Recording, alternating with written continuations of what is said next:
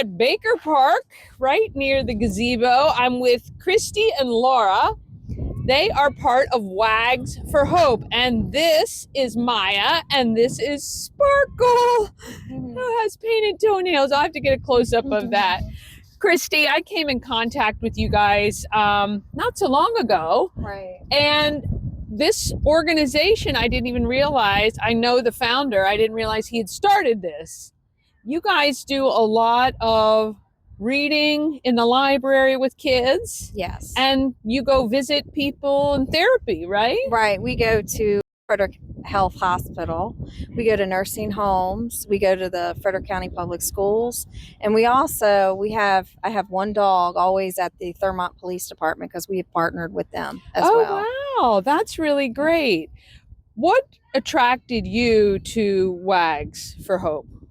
I wanted to share my dog with the community because I knew she was a great dog. Sparkle is the first dog that I've introduced into therapy work. So, and I knew that she was very good around other people and very friendly. So I wanted to share her with the Frederick County community. Yeah.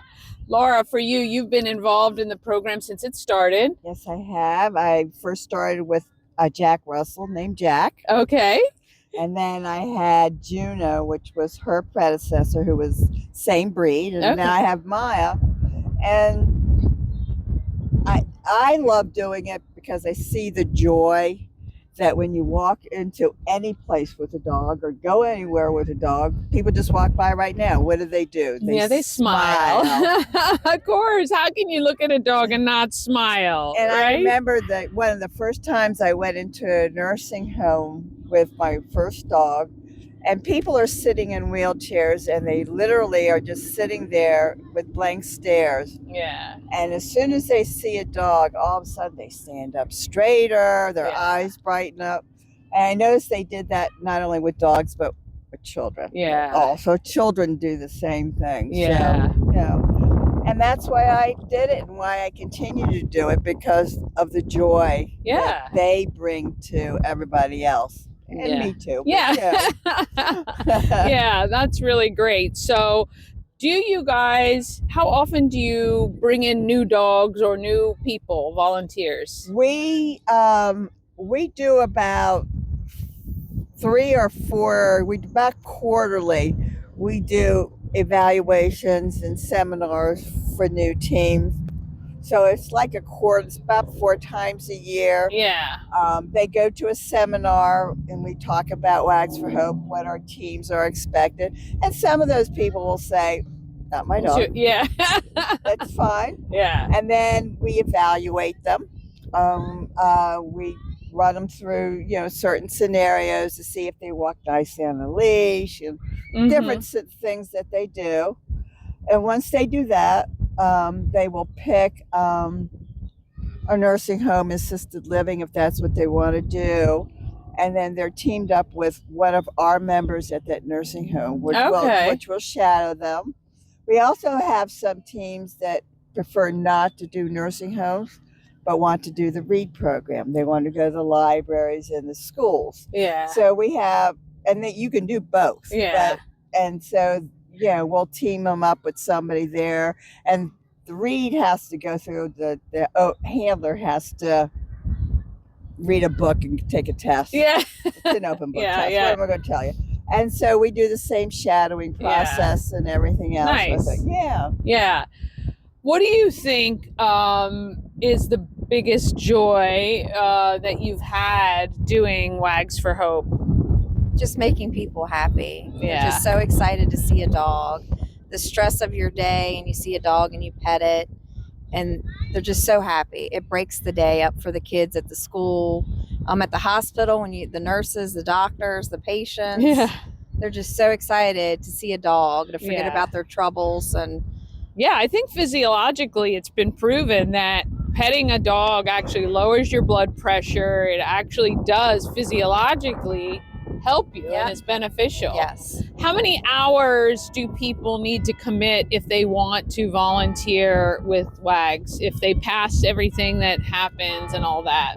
We ask that you at least visit once a month. Oh, wow. Once a month. That's so it's easy. not, because it's all volunteer. Sure. We'll have some teams that visit every week. Yeah. So the maximum requirement, we ask that you at least visit once a month. Yeah.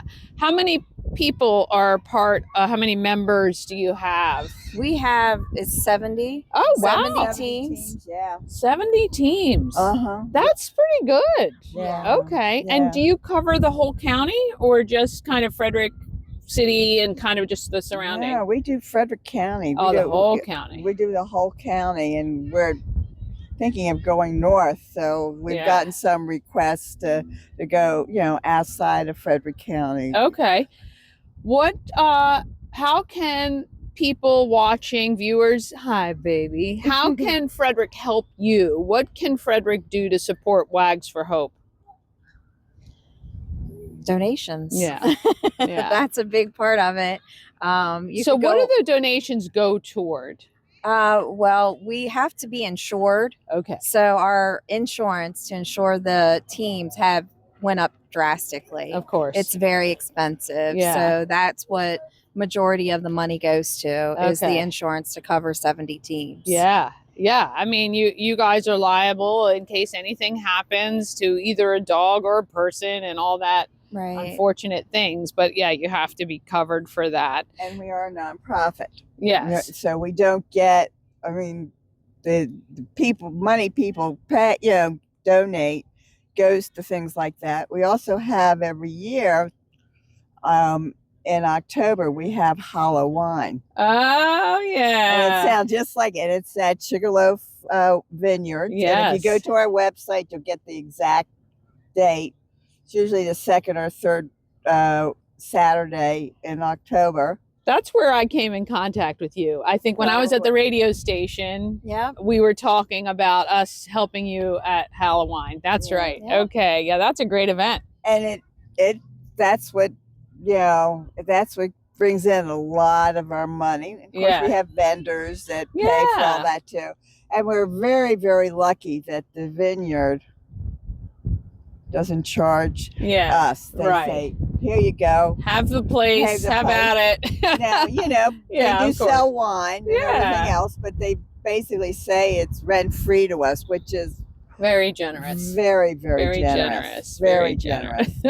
So is it any kind of dog you'll accept as long as they're well behaved and pass the tests and all that?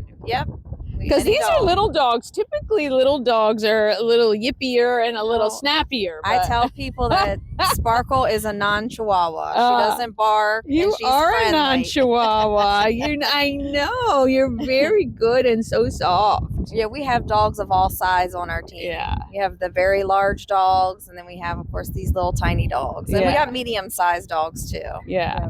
I always tell people we never discriminate against breed, only temperament. And that's the temperament we look at, not the breed. Yeah, that's great. That's great. Because I don't like, when they outlaw an entire breed somewhere when there are some really great dogs in that. Yeah, and we never ever do that. I mean, really just, the first thing we look at is how quiet is the dog, how does it greet people, and things like that. Right. We don't say, well, this is this breed, they are, whatever. So, exactly.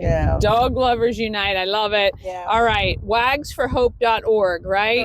Wagsforhope.org. Donate your money. If you have a dog that has a great temperament like these two, Miss Maya, Miss Sparkles right here, you can maybe check the website for the next quarterly under the volunteer tab. Watch Become a Volunteer. Yeah. And it'll tell you how to sign up for everything. Awesome. And you can do that too. And we look to support them. We'll continue to promote the Halloween coming up closer to October, so you can find out about that too. I know that's a great event and it helps a wonderful organization. Thank you guys so much. Thank you.